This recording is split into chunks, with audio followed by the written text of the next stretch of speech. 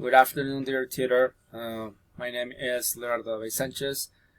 I just like to address some questions related to language learning and how you could tackle this topic with students, especially related to materials. What kind of materials are useful? To begin with, the first question says, what should English language learning materials have? From my understanding, I could take into account three things. To begin with, what should be provided for the learners? This is when all the things that are related to students' lives come into play. For example, pastimes, what does a student like or what doesn't a student like. Students are going to be drawn to those topics, and it will be easier for them to give their opinion. Then we have how it should be provided. From what I can gather is that you as a teacher need to have some ways to address your ideas by using direct language, by direct learning. Let's say that maybe the topic is too difficult for them to handle. That's why you try to explain them up front without hesitation so that they can understand clearly what you want them to do. Then we have an indirect, that is maybe in order for them to develop critical thinking, so you want them to analyze what they are working on. And then we have facilitative learning. You have once you have provided some instructions, what they have to do is to follow them in order to get to a specific truth to develop this topic accordingly. Lastly, we have what can be done with it to promote language learning. As a teacher, it's essential that you use technological tools. You have them work on their cell phones to develop activities by using Kahoot, Quizlet, and whatnot. You could have them work in pairs in order to develop, to work as a team, which is significant in the long run. And that's it. Then we have, what are the main principles of second language acquisition relevant to the development of materials for the teaching of languages?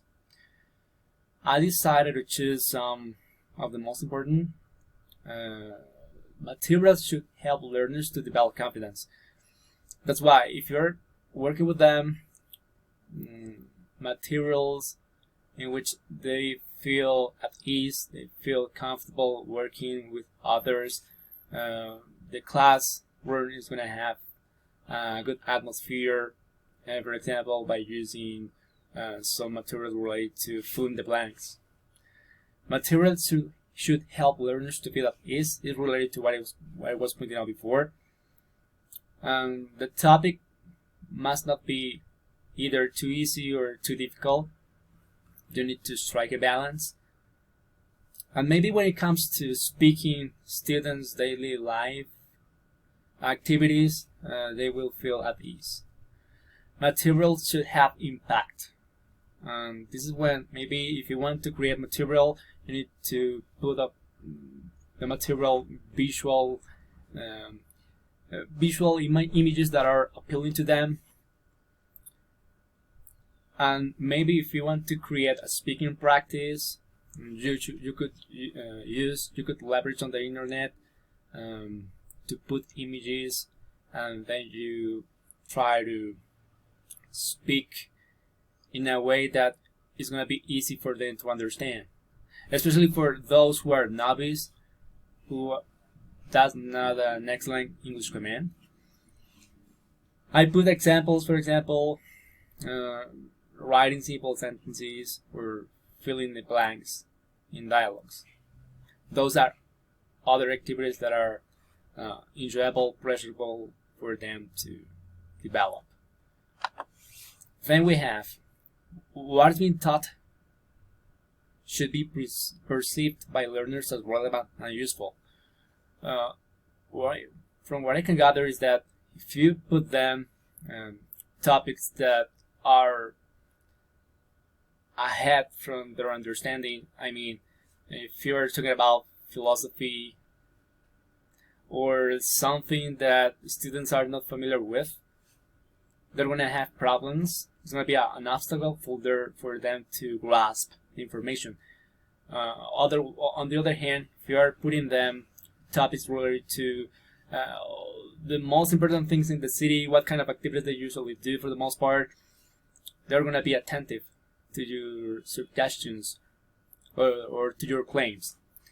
Then we have learners must be ready to acquire the points being taught. And this is very interesting because when it comes to language, like English, we have comprehensible input.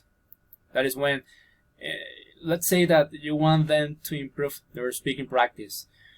It's interesting that at the end, at the beginning of the process, you could speak word by word in a finely tuned speech.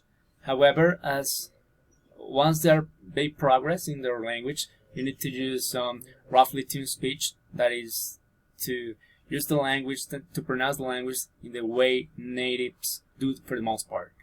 For example, if I say, "You should have said that," this is a finely tuned speech. But if I talk like a native speaker, I could say this by saying, "You shouldn't have said that." But if you do this from the outset, a student will have problems to understand what you try to tell them. So you have to introduce that information, that finely and roughly tuned speech, little by little, and it's related obviously to the way native speakers use English language for the most part. Sometimes they use expressions, figurative language, that if you introduce those kind of language in an English course, especially for basics, they're gonna feel that this obstacle is too overwhelming for them to handle. That's why you need to be patient. And finally, I could say that materials should expose the learners to language in authentic use. And it's related a little bit to what I was pointing out, is that if we know that English speakers, native speakers, use figurative language, let's say, I would like to talk to you down the road. Down the road is not abajo de la carretera, but in the future. The question is, how could I introduce those kind of language with them, for them not to lose sight of what I want to tell them?